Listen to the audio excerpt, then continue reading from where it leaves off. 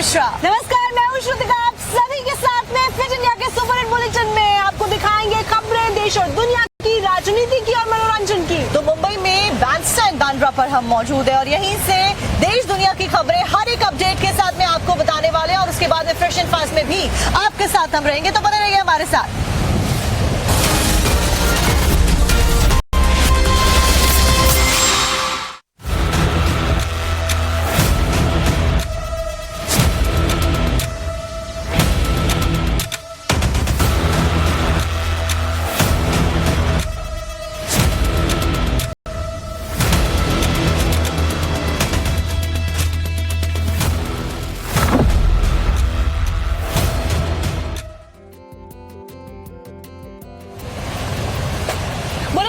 शुरुआत करते हैं उस खबर से जिस पर दुनिया की नजरें टिकी हुई है। हम बात कर रहे हैं एससीओ समिट की, जो इस वक्त चाइना में हो रहा है, जहां पर प्रधानमंत्री नरेंद्र मोदी भी मौजूद हैं। यानी कि वर्ल्ड के सभी लीडर्स एससीओ समिट में, जो कि उसके सदस्य हैं, शामिल होने के लिए पहुंच गए हैं। चीन में इसका आयोजन किया गया, कार्यक्रम रखा गया है और इस सबके बीच में प्रधानमंत्री नरेंद्र मोदी पहुंच चुके हैं और खास नजरें जो इस बैठक में बनी हुई है वो रशिया, चाइना और इंडियन लीडर्स की मुलाकात के ऊपर है। तो आपको बता दें कि आज जो सुबह मीटिंग होने वाली है वो 7:30 बजे से लेकर 9-10 बजे के बीच में होने वाली है और साथ ही इसमें मोदी, पुतिन समेत सभी अन्य जो टॉप लीडरशिप है, ग्लोबल लीडरशिप, वो शामिल होने वाली है। और खास बात यह है कि इंडियन टाइम के अनुसार करीबन 7:30 बजे का समय बताया गया है। 9:10 के बीच में ये मीटिंग होने वाली है और ट्रंप के टैरिफ के ऊपर चर्चा जरूर होगी, ये संभावना जताई जा रही है, क्योंकि डोनाल्ड ट्रंप ने भारत के ऊपर टैरिफ लगाया, चीन के ऊपर टैरिफ लगाया और इस टैरिफ के खिलाफ में अगर मुखर तौर पर कोई देश बोल रहे थे तो वो चीन,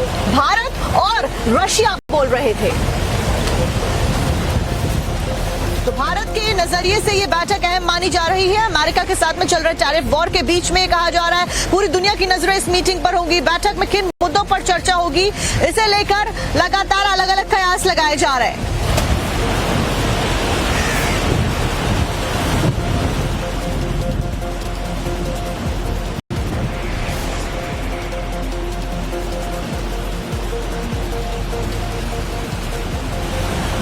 रशिया के संबंध शुरू से ही अच्छे रहे हैं और अब ये दोनों लीडर्स चीन में मौजूद हैं। एससीओ के समिट होने के बाद में इन दोनों लीडर्स की, यानी कि प्राइम मिनिस्टर नरेंद्र मोदी और पुतिन की मुलाकात आज होने वाली है। वहीं समय जो बताया गया 9:45 से 10:30 बजे के बीच में इंडियन टाइम के अनुसार बताया गया है। तो ऐसे में पुतिन की तरफ से मुलाकात से पहले एक बयान भी सामने आया है जिसमें उन्होंने कहा है कि अब वर्ल्ड ऑर्डर बदलने वाला है। एक बड़ा बयान है जो कि व्लादिमीर पुतिन की तरफ से दिया गया है, जो कि रूस के राष्ट्रपति है। और ऐसे में आज जब मुलाकात होगी तो कई मुद्दों पर चर्चा होने वाली है और जैसे कि टैरिफ वॉर पहले से ही अमेरिका के साथ में चल रहा है, तो इस वक्त रूस और इंडिया के जो रिलेशंस हैं वो बहुत ज्यादा मुखर तौर पर पूरे विश्व भर में सामने आ रहे हैं। पूरे विश्व की नजरें इस बैठक पर होंगी, लेकिन अमेरिका सबसे ज्यादा बारीकी से इस मुलाकात को देख रहा होगा और जल भी रहा होगा कहीं ना कहीं, क्योंकि डोनाल्ड ट्रंप डायरेक्टली कई बार इंडिया के तेल खरीदने को रशिया से, इंडिया के कई सारे फैसलों को, इंडिया की दोस्ती को रशिया के साथ में एक तरीके से क्रिटिसाइज करता आया है, अलग अलग बातें कहता है। हालांकि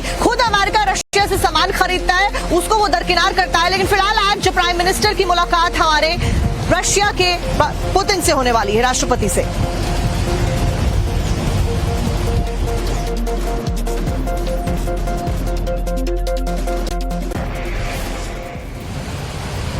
अमेरिका के राष्ट्रपति की तरफ से जो टैरिफ लगाया गया उसकी वजह से चाइना और भारत एक ऐसे मोड़ पर आज खड़े हुए हैं जहां पर वो एक नए रिश्तों की शुरुआत करने जा रहे हैं। यानी कि जो 7 सालों से ठंडी पड़ी हुई थी मुलाकातों का दौर, वो इस बार एससीओ समिट में देखा जा रहा है कि किस तरीके से शी जिनपिंग और प्रधानमंत्री नरेंद्र मोदी की मीटिंग हो रही है। 2024 से ब्रिक्स का आयोजन होने वाला। प्रधानमंत्री नरेंद्र मोदी ने जिनपिंग को ब्रिक्स के सम्मेलन में हिस्सा लेने के लिए, खास करके भारत आने के लिए न्योता दिया है। आप सोचिए कि कैसे दोनों देशों के ऊपर जो रिश्तों के ऊपर बर्फ जमी थी वो कहीं ना कहीं पिघलती भी नजर आ रही है। एक रिपोर्ट आपको दिखाते हैं।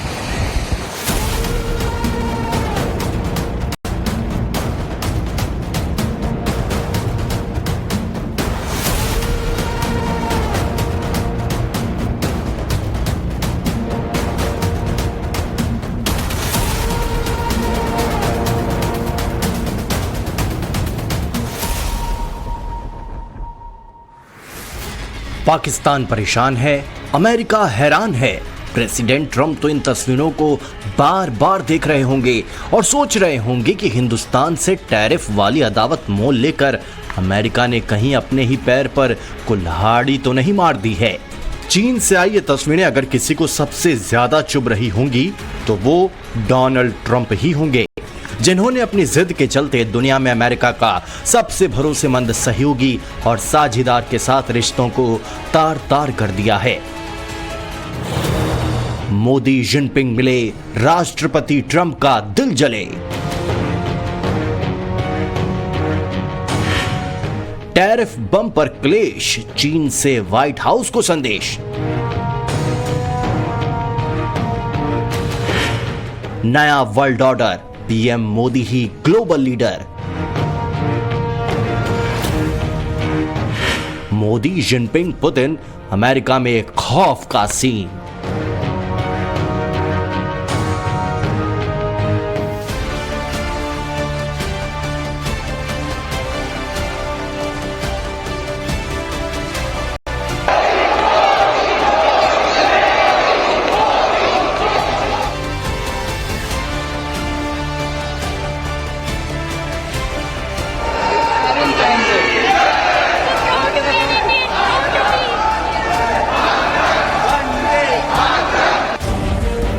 हाथ मिले, दिल मिले, मुलाकात हुई, बात हुई और इस तरह दुनिया के दो ताकतवर मुल्कों के रिश्तों पर जमी बर्फ पिघली। चीन के तियानजिन शहर में प्रधानमंत्री नरेंद्र मोदी और चीन के राष्ट्रपति शी जिनपिंग जब मिल रहे थे तो दुनिया की 8 अरब आबादी टकटकी लगाए देख रही थी, क्योंकि चंद सवाल बाकी हैं। मसलन 7 साल बाद चीन पहुंचे प्रधानमंत्री नरेंद्र मोदी और शी जिनपिंग की मुलाकात के क्या मायने हैं? भारत और चीन के रिश्ते सीमा विवाद से आगे बढ़ चुके हैं। प्रधानमंत्री नरेंद्र मोदी और शी जिनपिंग की मुलाकात को ग्लोबल साउथ के लिए अहम क्यों माना जा रहा है? प्रधानमंत्री नरेंद्र मोदी की मुलाकात जो शी जिनपिंग से हुई है, उससे अमेरिका को क्या संदेश देने की कोशिश की गई है? तियानजिन में प्रधानमंत्री और शी जिनपिंग के बीच करीब 1 घंटे की मुलाकात हुई। दोनों देशों के नेता गर्मजोशी से मिले और 5 साल से रिश्तों में पड़ी गांठ को खोलकर आगे बढ़ने का संकल्प लिया। पिछले वर्ष कजान में हमारी बहुत ही सार्थक चर्चा हुई। हमारे संबंधों को एक सकारात्मक दिशा मिली। सीमा पर डिसएग्रीमेंट के बाद शांति और स्थिरता का माहौल बना हुआ। हमारे स्पेशल रिप्रेजेंटेटिव्स के बीच बॉर्डर मैनेजमेंट के संबंध में सहमति बनी। मुलाकात के दौरान चीन के राष्ट्रपति शी जिनपिंग ने भी दुनिया की 2 बड़ी ताकतों के साथ आने को शुभ संकेत बताया। 东方的民主是世界上人口最多的两个国家，也是全球南方重要成员，坚决地造福美国人民，促进发展中国家团结振兴，推动人类社会进步的重要责任。做睦邻友好的朋友，相互成就的伙伴，实现龙象共舞，应当是中印双方的。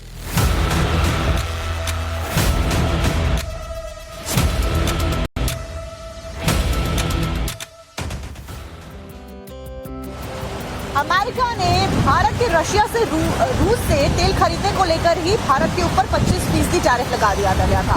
और श्रुतिका, अब इस मीटिंग के बाद अगर सबसे ज्यादा टैरिफ वसूली को लेकर दिक्कत पूरे विश्व में किसी को होने वाली है तो अमेरिका ही होगा। बिल्कुल, दबाव बनाकर ट्रेड डील करने की जो ये नीति ट्रंप अपना रहे थे, इस मंशा पर पानी फिरता हुआ नजर आ रहा है, क्योंकि चीन, रशिया और इंडिया अब एक साथ आ गए हैं। और ऐसे में क्या होने वाला है, इस रिपोर्ट के जरिए जानिए।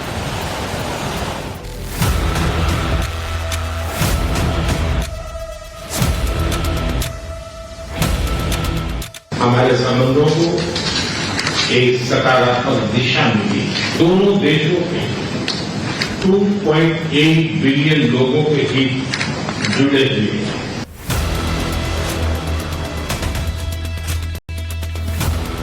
他 chance to have the dragon and the elephant dance together.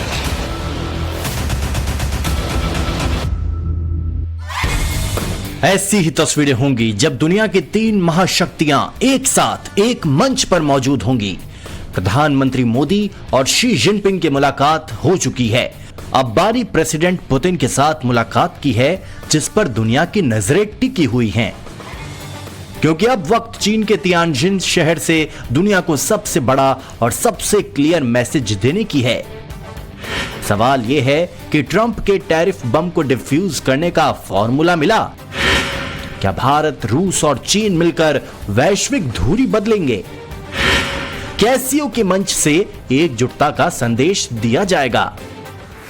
ये सवाल इसलिए क्योंकि ट्रंप की टैरिफ वाली मनमानी के बाद प्रधानमंत्री मोदी की पुतिन से पहली मुलाकात है, वो भी तब जब अमेरिका ने रूसी तेल की खरीद न रोकने पर भारतीय सामान पर टैरिफ 2 गुना कर 50% कर दिया है। इसमें 25% रेसिप्रोकल टैरिफ और 25% टैरिफ रूस से तेल खरीदने को लेकर पेनल्टी के तौर पर लगाया गया है। जाहिर है कि एससीओ के जरिए अमेरिका का बड़ा और साफ संदेश देने की पूरी तैयारी है। सवाल यह है कि भारत, चीन और रूस के सामने अमेरिका कहां ठहरता है? जवाब आंकड़ों से समझिए। 2024 में पूरी दुनिया में $33 ट्रिलियन का कारोबार हुआ। इसमें भारत, रूस और चीन की 21% यानी $7.25 ट्रिलियन थी, जबकि अमेरिका से सिर्फ $4.99 ट्रिलियन का कारोबार किया। साफ है कि अगर भारत, चीन और रूस मजबूती के साथ एक दूसरे के साथ खड़े हो जाते हैं तो अमेरिका की हालत खराब होना तय है। अमेरिकी कंपनियां भारत और चीन में प्रोडक्शन करती हैं। ऐसे में ट्रंप का फैसला उनके लिए महंगा साबित हो सकता है।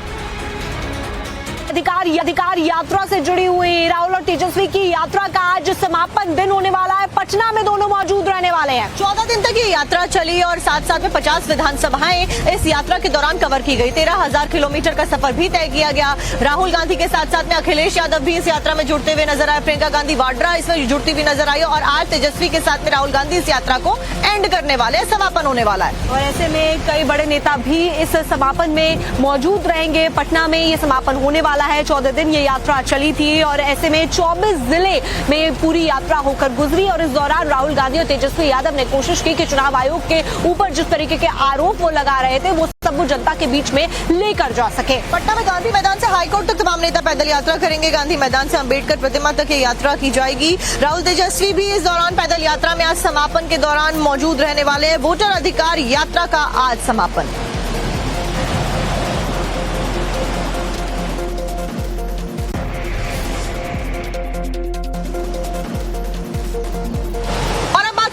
कश्मीर की, क्योंकि बीते कई दिनों से हम आपको तस्वीरें भी दिखा रहे हैं कि कैसे जम्मू कश्मीर में बाढ़ बारिश की वजह से बहुत ज्यादा आफत आई हुई है। आज गृह मंत्री अमित शाह मौजूद रहेंगे। तो ऐसे में गृह मंत्री अमित शाह का ये दौरा होने वाला है। इस दौरान वो हवाई दौरा भी करेंगे। बाढ़ग्रस्त जितने इलाके हैं उन इलाकों में जाएंगे और हवाई सर्वेक्षण किया जाएगा और मुआयना किया जाएगा कि कितना ज्यादा नुकसान हुआ है और ऐसे में जो घायल है या बाढ़ पीड़ित है उनसे भी मुलाकात गृह मंत्री अमित शाह करने वाले हैं। तो ये एनालाइज करने की कोशिश की जाएगी कितना नुकसान यहाँ पर हुआ। केंद्रीय गृह मंत्री बाढ़ प्रभावित क्षेत्रों का हवाई सर्वे भी यहाँ पर करेंगे, यानी कि ज्यादा तबाही जहां पर आई है वहां पर हवाई सर्वे किया जाएगा। तो वहीं आपदाग्रस्त इलाकों में राहत बचाव के कामों को लेकर समीक्षा बैठक भी की जाएगी। इस दौरान लैंडस्लाइड में घायल हुए लोगों के साथ में मुलाकात भी करने वाले, यानी कि पीड़ितों के साथ में मुलाकात गृह मंत्री के द्वारा आज की जाएगी।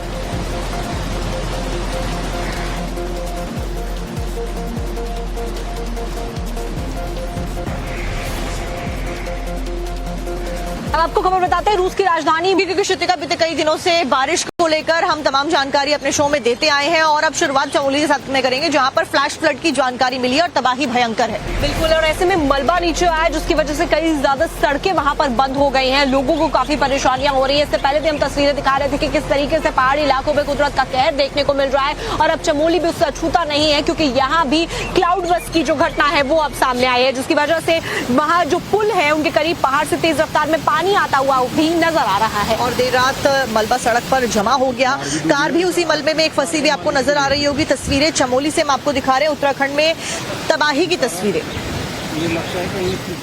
Good morning. आज सुबह यहाँ पे सुबह क्या कल रात से बारिश आ रही है, बहुत खतरनाक, शिमली खंड प्रयाग के एरिया में, और ये रोड पूरी डैमेज है। कि कार भी डूबी है और इस कार का मालिक भी नहीं दिख रहा। और बेचारा मुझे लगता है कहीं सीधा छोड़ के बाहर निकले हैं कल रात, तो गाड़ी ज़्यादा ही दिक्कत हो गई थी। गाड़ी का शीशा भी खुला।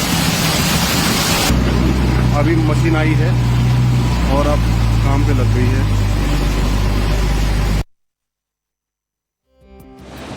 फिर इंडिया के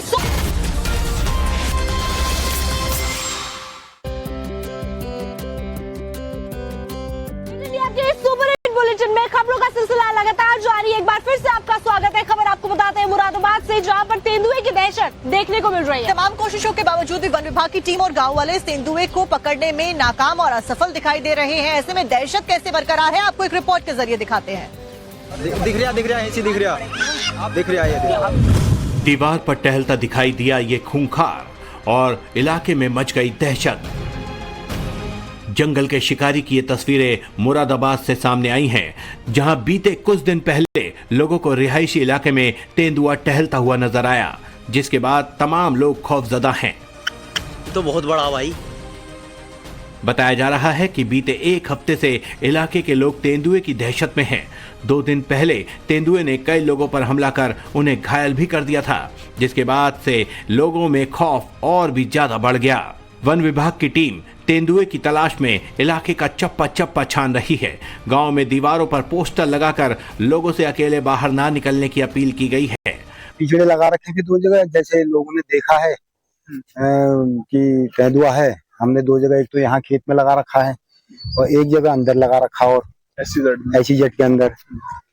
और गांव वालों को बता रहे हैं कि बोले भाई अकेले दुकेले जो है खेतों में न जाएं, जो भी जाएंगे तो अपना जो है कुछ डंडा फंडा हाथ में लेके 3-4 जने कम से कम खेतों में जाएं। वन विभाग की टीम और गांव के लोग इलाके में तेंदुए की तलाश भी कर रहे हैं। पिंजरों के जरिए पकड़ने की कोशिश भी की जा रही है, लेकिन एक हफ्ते बाद भी तेंदुआ वन विभाग की पहुंच से दूर है। अब खबर आपको प्रयागराज से बताते हैं, जहां पर पंचायत सहायक महिला का जब ख्वाब टूटा तो उसने अपने हाथों में चप्पलें ही उठा ली। वो ऐसे में जिला संघ अध्यक्ष के पीछे चप्पल लेकर भागी है, लेकिन क्यों भागी आप भी देख लीजिए।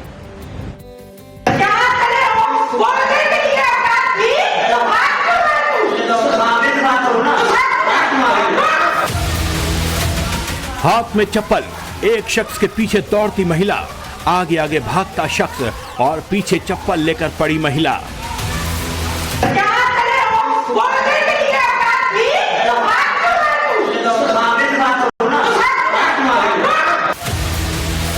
वायरल वीडियो यूपी के प्रयागराज का बताया जा रहा है।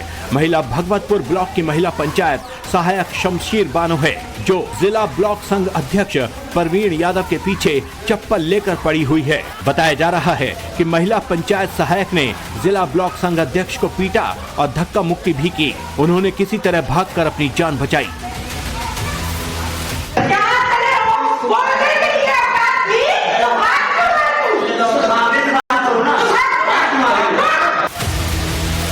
मामला जिला ब्लॉक संघ अध्यक्ष के चुनाव से जुड़ा बताया जा रहा है। शमशीर बानो खुद ये चुनाव लड़कर जिला ब्लॉक संघ अध्यक्ष बनना चाहती थी, लेकिन निर्विरोध चुनाव होने की वजह से उसका ख्वाब टूट गया। ऐसे में गुस्से से तिलमिलाई शमशीर बानो चप्पल लेकर संघ अध्यक्ष परवीन यादव के पीछे पड़ गई।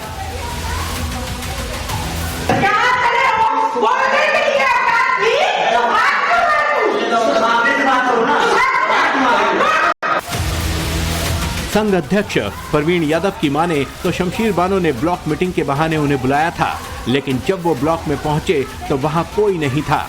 जब उन्होंने शमशीर बानो से इस बारे में फोन पर बात की तो उसने थोड़ी देर रुकने को कहा, लेकिन इसके बाद वो 2 लोगों को साथ लेकर पहुंची और फिर हाई वोल्टेज ड्रामा खड़ा कर दिया। पहाड़ों में हो रही लगातार बारिश की वजह से गंगा नदी इस वक्त तूफान पर है और ऐसे में ऋषिकेश के जो तमाम घाट है वो जलमग्न नजर आ रहे हैं। और इस सब के बीच में ऋषिकेश से जो तस्वीरें सामने आई हैं वो डरा देने वाली है। पानी के बहाव में कैसे सब कुछ डूबा डूबा नजर आ रहा है, आपको दिखाते हैं। पहाड़ों पर हो रही लगातार बारिश का असर ऋषिकेश में गंगा नदी पर देखने को मिल रहा है। गंगा नदी पूरे उफान पर है और चेतावनी रेखा को पार कर चुकी है। गंगा के तमाम घाट डूब चुके हैं। गंगा में उफान के चलते तटों पर तैनात जल पुलिस श्रद्धालुओं को पानी में जाने से रोक रही है। फिर भी गणेश विसर्जन को लेकर लोग हैं कि लापरवाही से बाज नहीं आ रहे। उफनती गंगा की लहरों के बीच गणेश विसर्जन का ये वीडियो सामने आया है, जहां कुछ लोग विसर्जन करने पहुंचे और पानी में उतरते हुए नजर आए। इस बीच दो लड़के गणेश प्रतिमा को लेकर आगे तक पहुंच गए। ऐसे में कोई बड़ा हादसा भी हो सकता था।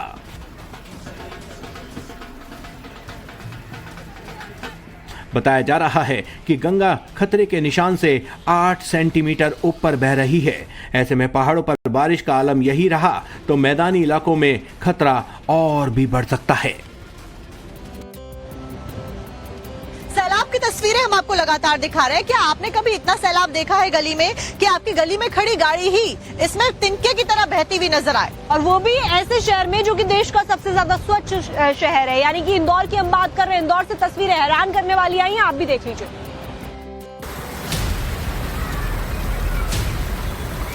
मध्य प्रदेश के इंदौर में मूसलाधार बारिश का कहर देखने को मिला। बारिश के दौरान सड़क पर बहते सैलाब का एक हैरान कर देने वाला सीसीटीवी सामने आया, जिसमें क्या इंसान और क्या कार, जो भी पानी की जद में आया सब कुछ बहता नजर आया। सीसीटीवी में सड़क पर तेजी से पानी की धार बहती नजर आ रही है। एक शख्स पानी की तेज धार की तरफ आता है, लेकिन जैसे ही वो दीवार के करीब पहुंचता है उसका बहाव के चलते बैलेंस बिगड़ जाता है और सड़क पर वो पानी के साथ बहने लग जाता है। गनीमत रही कि उसने दीवार को पकड़ लिया और इस दौरान उसे बचाने के लिए एक महिला और दूसरा शख्स भी आता दिखाई देता है, लेकिन बहाव के सामने वो भी ज्यादा हिम्मत नहीं जुटा पाते। थोड़ी देर बाद जैसे ही उसने दीवार को छोड़ा, पानी के तेज बहाव के साथ वो दीवार से जाकर टकरा गया। थोड़ी देर बाद इसी जगह पर गली के दूसरी तरफ से कई सामान बहते हुए नजर आते हैं, जिसमें तंबू, बाल्टी समेत कई चीजें हैं। लेकिन हैरानी तो तब होती है जब इसी सैलाब में बहते हुए एक कार आ गई।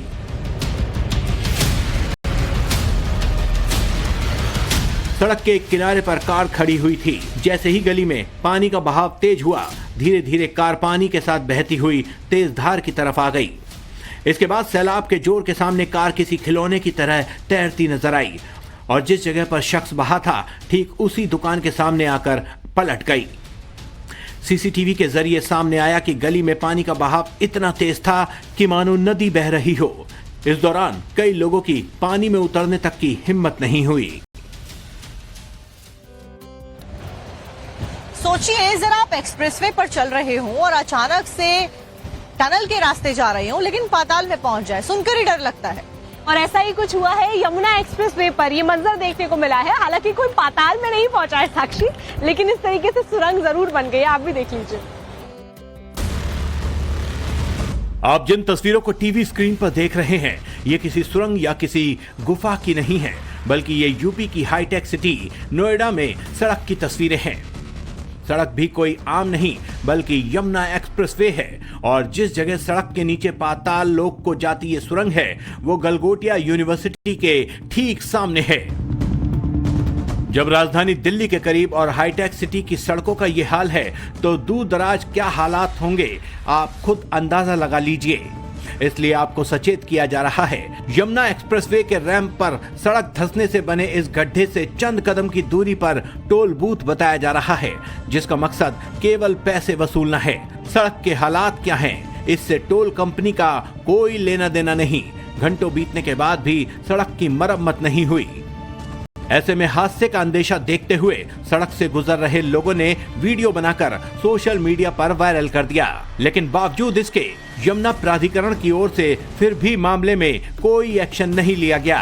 स्थानीय लोगों का आरोप है कि मौके पर ना तो कोई चेतावनी बोर्ड लगाया गया है, ना ही मरम्मत की गई। इससे हादसे की आशंका बनी हुई है। पंजाब में कई नदियां बाढ़ की वजह बन रही हैं, नदियां उफान पर हैं और ऐसे में 1000 से ज्यादा जो गांव हैं उनसे संपर्क टूट गया है। वहीं राजस्थान की बात करें तो घग्गर नदी उफान पर बह रही है, जिसकी वजह से कई इलाके जलमग्न भी नजर आ रहे हैं। आपको रिपोर्ट में दिखाते हैं। जहां तक नजर जाएगी पानी ही पानी, क्या खेत और क्या सड़क, सब कुछ जलमग्न। तस्वीरें राजस्थान के श्री गंगानगर से सामने आई हैं, जहां घग्गर नदी पूरे उफान पर है। घग्गर नदी में 5000 क्यूसेक पानी छोड़ा गया है, जिससे कई इलाकों में बाढ़ जैसे हालात बन गए हैं। खेतों समेत तमाम इलाके तालाब में तब्दील होते नजर आए। घग्गर नदी का पानी हनुमानगढ़ को क्रॉस कर श्री गंगानगर से होते हुए भारत पाकिस्तान बॉर्डर की ओर निकलता है। ऐसे में प्रशासन ने नदी के रास्तों में पड़ने वाले अवरोध को हटाना भी शुरू कर दिया है। माना जा रहा है कि आज शाम तक नदी का पानी बॉर्डर क्रॉस कर सकता है। और अब खबर गुजरात के सूरत से आपको बताते हैं, जहां पर एक महिला को 20 लाख का चूना लगा क्योंकि साइबर ठगों ने उसे ठग लिया। और ऐसे में साइबर ठगों की जो ठगी है बड़ी ही शातिर तरीके से की गई है और हैरान करने वाली है। आप भी देखिए रिपोर्ट। गुजरात पुलिस की कस्टडी में नजर आ रहा ये शख्स मुंबई क्राइम ब्रांच का अधिकारी बताया जा रहा है। वो भी असली नहीं बल्कि फर्जी, और आरोप है कि इसी धौंस को दिखाकर इस शख्स ने एक महिला को करीब 20 लाख रुपए का चूना लगा दिया। फरियादी जब डर गई तो उन्होंने बोला कि अगर आपको इससे निकलना है, अगर ये आपका पार्सल नहीं है तो आपको हमको पैसे देने पड़ेंगे। तो जब इन्होंने बोला कि नहीं मेरे अकाउंट में अभी पैसे नहीं है, तो आरोपियों ने ही उनको आइडिया दिया कि आप एक काम करो, आई मोबाइल से अपना इंस्टेंट बैंक लोन अवेल कर लो। और जैसे ही ये फरियादी के अकाउंट में पैसे आ गए, उन्होंने अपने अकाउंट में उसको ट्रांसफर करवा दिए। टोटली फरियादी ने 19,91,000 रुपया ट्रांसफर किया है आरोपियों को। सूरत पुलिस के मुताबिक इस शख्स का नाम हीरेन पटेल बताया जा रहा है। हीरेन के खाते में ही फ्रॉड की रकम गई थी। महिला को डिजिटल अरेस्ट कर फ्रॉड किया गया। वीडियो कॉल पर महिला को डराया गया। मुंबई हवाई अड्डे पर उसके नाम का पार्सल बताया। जब महिला ने पार्सल होने से इनकार किया तो साइबर ठगों ने उसके डॉक्यूमेंट की जानकारी दी। मनी लॉन्ड्रिंग और ड्रग्स से जुड़ा केस बताया। महिला डर गई तो साइबर ठगों ने पैसे की डिमांड की। महिला को लोन का आइडिया देकर रकम जुटाई गई। 19,91,000 रुपए का लोन अपने अकाउंट में ट्रांसफर कराया गया। बताया जा रहा है कि आरोपी हिरेन ने अपना बैंक अकाउंट साइबर ठगों को किराए पर दिया था। इसके लिए उसने 2,81,000 रुपए का कमीशन लिया था। इस काम के जिस आरोपी को अभी हमने पकड़ा है उसका नाम हीरेन पटेल है। उसका HDFC बैंक में उसने अपना करंट अकाउंट खुलवाया था। ये अकाउंट ऑलरेडी NCCRP के 14 अन्य कंप्लेंट में भी यूज हो चुके हैं और ऑलरेडी फ्रोजन है। अभी तक हमने फरियादी को 10,86,000 रुपए रिफंड करवा दिए हैं और आगे जो बाकी का अमाउंट है वो भी रिफंड हो जाएगा। और इस काम के लिए हीरेन पटेल को जो कमीशन मिली है वो 2,81,000 रुपए है। आरोपी हीरेन पटेल के बैंक अकाउंट में इससे पहले भी कई लोगों के रुपए जमा हो चुके हैं। National cyber crime reporting portal की तरफ से इस अकाउंट पर 14 मामले पहले से ही दर्ज बताए जा रहे हैं। ये केस गुजरात से लेकर तमिलनाडु तक के बताए जा रहे हैं। हिमाचल प्रदेश में कुदरत अपना कहर इस वक्त बरपा रही है और ऐसे में जो तस्वीरें सामने आई है वो रोंगटे खड़े कर देने वाली है। क्योंकि कहीं पहाड़ दरक रहे हैं, कहीं आफत के झरने बह रहे हैं और कैसे सड़कों पर तबाही बह रही है, आपको दिखाते हैं खबर। हिमाचल में किस कदर आफत बरस रही है, इसकी एक झलक कुल्लू से सामने आई है। पहाड़ से गिरता प्रचंड सैलाब डरा देने वाला है। सैलाब रास्तों को चीरते हुए ऐसे बढ़ रहा है मानो जो भी सामने आए उसको निगल जाए, यानी सड़क पर सैलाब को पार करना मौत को दावत देना है। सड़क किनारे पहाड़ों से बहते झरने इसलिए भी डरा देने वाले हैं क्योंकि अगर यहां से कोई गाड़ी वाला निकलता है तो फिसल कर बहने का खतरा है। सैलाबी आफत की ऐसी ही तस्वीर मनाली के नग्गर में देखने को मिली, जहां अचानक आए फ्लैश फ्लड की वजह से कुल्लू मनाली रोड नाले में तब्दील हो गया। पानी इस कदर बहने लगा मानो झरना बह रहा हो। नौनतर नाला और बाढ़ नाले में आए सैलाब की वजह से हालात खतरनाक हो गए। प्रशासन ने रोड बहाली के लिए मशीनरी को तैनात किया है। ऊपरी हिस्सों में हो रही बारिश का असर निचले इलाकों में भी देखने को मिल रहा है। सिरमौर में लोग जान जोखिम में डालकर नदी नालों को पार करने के लिए मजबूर हैं। उफनते नाले की वजह से राजपुरा कंडेला रोड पूरी तरह बह गया, जिसके बाद लोग पीठ पर बाइक को उठाकर उफनता नाला पार करने के लिए मजबूर हैं। ऐसा ही एक वीडियो वायरल भी हो रहा है। अब कुल्लू से आपको खबर बता बताते हैं जहां पर सिर्फ पहाड़ों से ही नदियां नहीं बह रही हैं, बल्कि जो सैलाब आया है वो हर जगह पर दुकान, मकान, सामान जो खुद सामने आ रहा है सबको बहाता हुआ लेकर जा रहा है। वैसे में पहाड़ों से किस तरीके से कुल्लू त्रस्त है, उसको लेकर एक रिपोर्ट भेजी है हमारे संवाददाता मोहित ओम ने, आपको दिखाते हैं।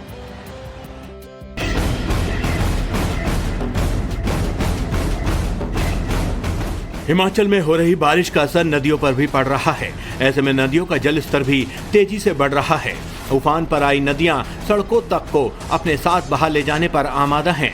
कुल्लू में व्यास नदी के पास मेन सड़क का एक बड़ा हिस्सा नदी में बह गया है और आप देख सकते हैं किस तरीके से ये हिस्सा टूटकर नीचे गिरा है। और इस वक्त अगर आप व्यास नदी का रूप देखें तो काफी विकराल रूप है, जो बहाव है वो काफी तेज है। रायसेन इलाके में कुल्लू से मनाली को जोड़ने वाले नेशनल हाईवे पर सड़क का यह हिस्सा बीते दिनों बह गया था। ऐसे में दरकते पहाड़ और टूटती सड़कों को देखते हुए प्रशासन ने खतरनाक रास्तों से गुजरने पर पाबंदी लगा दी है। व्यास नदी में लगातार तेज पानी आने के कारण जहां पर प्रशासन सख्त हुआ है और प्रशासन ने नदी किनारे ये बोर्ड लगा दिया है और चेतावनी दी है, लिखा गया है डेंजर, खतरा। नदी के किनारों पे जाना सख्त मना है। उल्लंघन करने वालों पे 1000 से 5000 रुपए तक का जुर्माना लगाया जाएगा। जो जिलाधिकारी हैं कुल्लू के, उनकी तरफ से ये आदेश दिया गया और आप खुद देख सकते हैं किस तरीके से इस वक्त नदी में जो बहाव है वो काफी ज्यादा तेज है और यही कारण है कि यहाँ पे आने जाने लोगों की पे पाबंदी लगाई गई है। इस इलाके में व्यास नदी पर बना पुल भी पूरी तरह से जर्जर और क्षतिग्रस्त हो चुका है। खराब रास्तों, उफनती नदियों और तेज बारिश का असर अब कुल्लू मनाली के टूरिज्म पर भी पड़ने लगा है।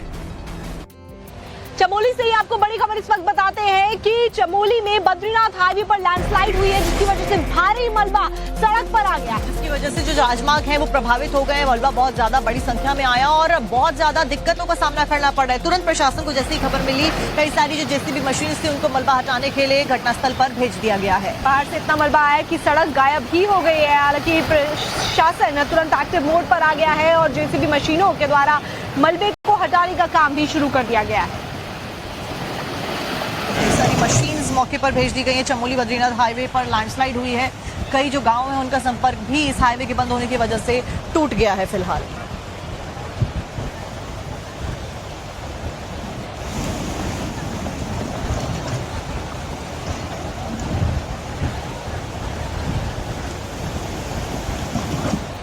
तो वहीं चमोली के सिरसा गांव में भी लैंडस्लाइड आई है, जिसकी वजह से भारी तबाही की जो तस्वीरें हैं और गांव के संपर्क के टूटने की जो खबर है वो मिल रही है। और ऐसे में लोग काफी ज्यादा दहशत में हैं क्योंकि मलबा बहुत ज्यादा नीचे आ गया है। घरों में, दुकानों में, सड़कों पर हर तरफ मलबा नजर आ रहा है, जिसकी वजह से लोग काफी ज्यादा परेशान हैं। तस्वीरें लगातार हम आपको दिखा रहे हैं कि कैसे फिलहाल चमोली में जो लैंडस्लाइड है वो आई है। सिरसा गांव की ये तस्वीरें आप अपनी स्क्रीन पर देख रहे हैं। कई सारी गौशालाएं तबाह हो गई, कई घरों में दरारें आने की खबर मिली है। लैंडस्लाइड के बाद में इलाके के लोग दहशत में और प्रशासन से मदद की गुहार भी लगा रहे हैं। तो वहीं अधिकारी मौके पर पहुंच गए हैं और वहां जाकर राहत और बचाव का कार्य भी शुरू कर दिया गया है ताकि जल्द से जल्द लोगों की मदद की जा सके, क्योंकि हालात काफी ज्यादा खराब बताए जा रहे हैं।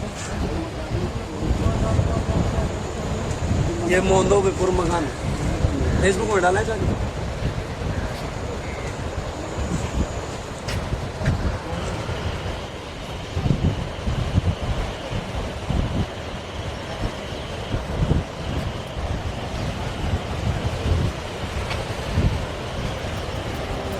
अब वक्त हो गया है खबरों को फटाफट अंदाज में देखने का।